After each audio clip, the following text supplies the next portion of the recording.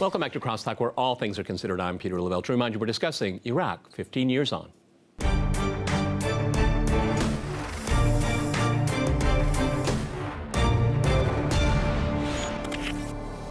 Okay, let me go back to Tehran. Mohammed, one of the ironies of the law of unintended consequences, probably my favorite phrase when I look at American foreign policy in the Middle East, is that 15 years on after this, I will continue with the illegal invasion and occupation, is that this is a neocon's nightmare because of that blunder, failure, even crime, is that you have a government in Baghdad that doesn't look to Washington, it looks to Tehran. So, I mean, the unintended consequence couldn't be more overstated. Go ahead, Mohammed.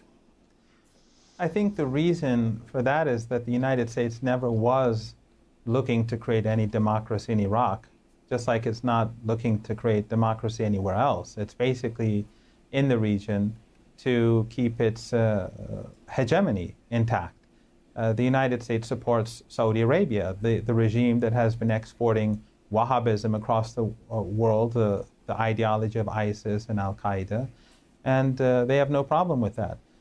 In the case of Iraq, the United States thought that they could overthrow the country. They could scare their own people. If you remember the dossier and the 45 minutes where they were claiming that Saddam Hussein could, the Sun and the Daily Star in England were saying we could be attacked in 45 minutes. And then Kelly,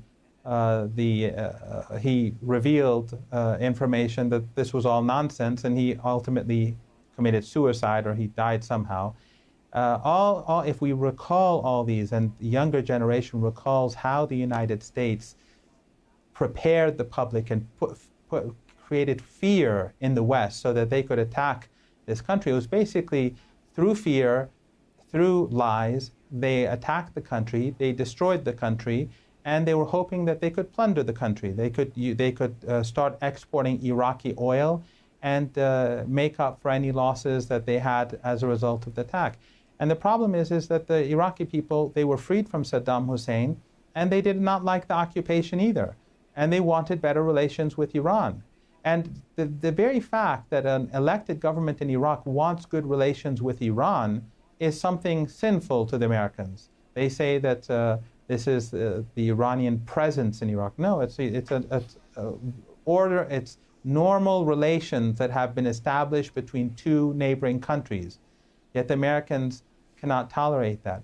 So I think the whole problem is that the United States, how it presents itself to the world, is that it's a democracy, that it promotes democracy, but in reality, it is a regime that is only trying to preserve its own interests. It is Orientalist, the culture of the political regime in the United States and in Europe. They're Orientalists. That's why the Saudis can kill hundreds of thousands of people through starvation and disease in Yemen, and no one in Europe will care. No one in Europe will be ashamed of the war crimes that their governments are being carried out because they're Yemenis. They're not white Europeans. Right. The same is true in Libya. The same is true in Afghanistan, and so on.